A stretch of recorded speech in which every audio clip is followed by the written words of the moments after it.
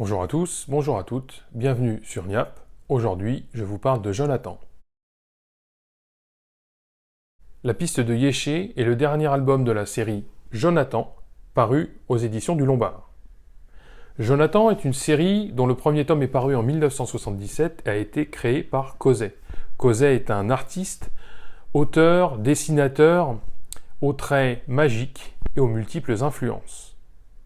Il traite souvent de voyages à travers des personnages charismatiques et intrigants et dépeint souvent l'Asie dans des ambiances envoûtantes. Parfois qualifié de bande dessinée babacool, Jonathan est en réalité bien plus que ça. Cette série, qui se déroule principalement dans la région de l'Himalaya, entre l'Inde, le Népal et le Tibet, est en réalité une grande invitation au voyage et à la réflexion. Son héros, partiellement amnésique dans le premier tome, va nous montrer à travers 17 albums que le voyage est plus important que la destination, que les rencontres sont une richesse et que la spiritualité est aussi importante que personnelle.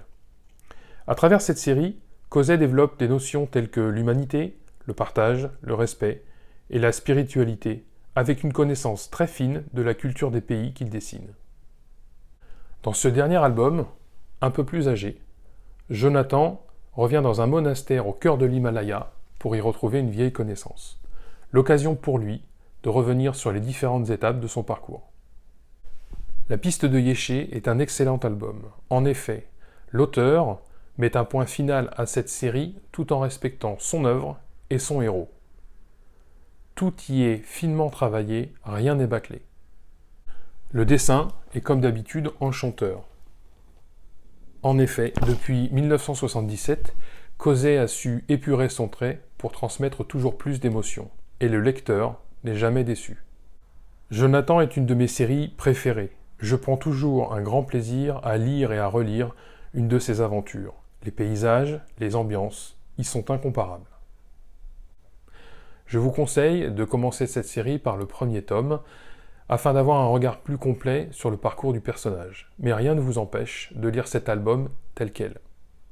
Vous pouvez retrouver les 16 premiers tomes dans des intégrales grand format telles que celle-ci. Elles sont très qualitatives et très documentées, ce qui permet d'en apprendre un peu plus sur la documentation qu'utilise l'auteur pour nous transmettre cette magie.